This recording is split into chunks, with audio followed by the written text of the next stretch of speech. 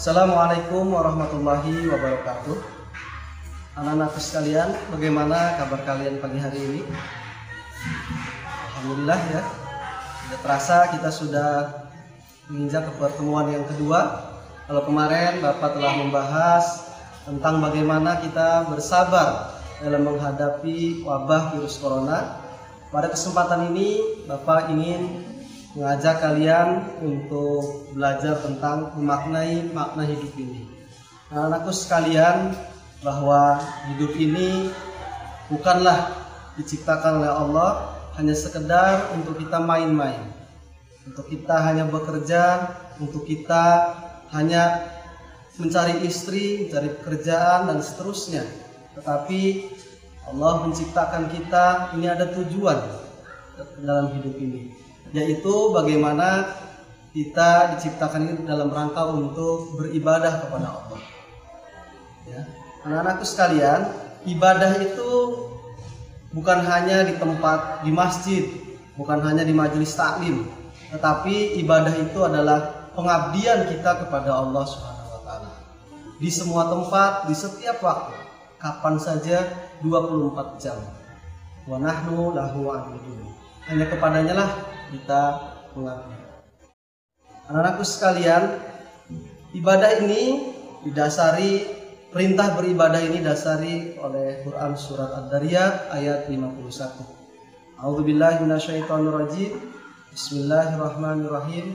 Wa ma khalaqtul jinna wal insa illa liya'budun.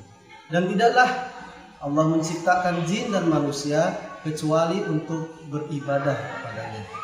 Anak-anakku sekalian, oleh karena itu, bagaimana supaya kita nilai hidup kita 24 jam itu senantiasa bernilai ibadah?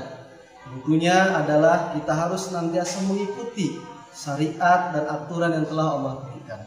Bagaimana di sekolah bisa menjadi ibadah, di rumah bisa jadi ibadah, di pasar bisa jadi ibadah, itu tentunya kita tidak boleh lepas daripada apa yang Allah perintahkan dan sampaikan.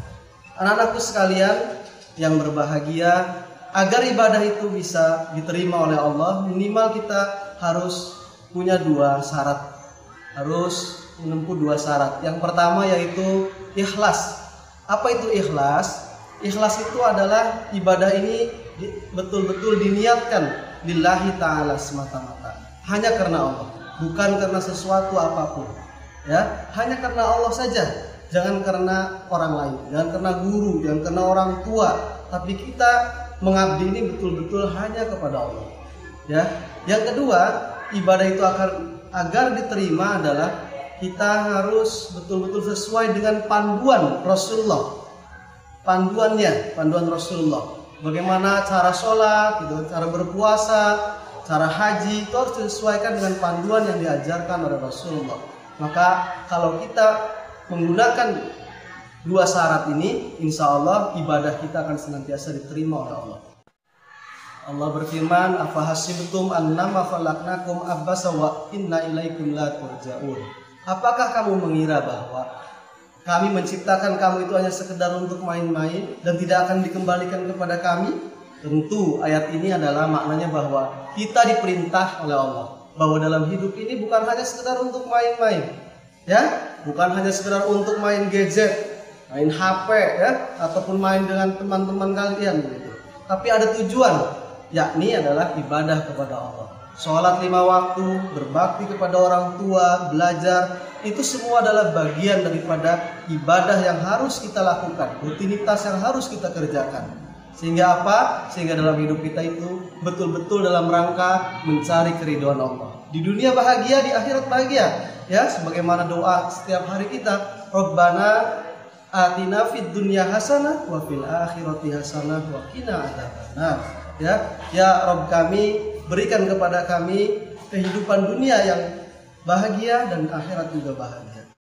Mudah-mudahan kalian bisa menjalani hari-hari ini, kalaupun di tengah-tengah keluarga kalian, belajar dari rumah tapi tetap bernilai ibadah kepada Allah.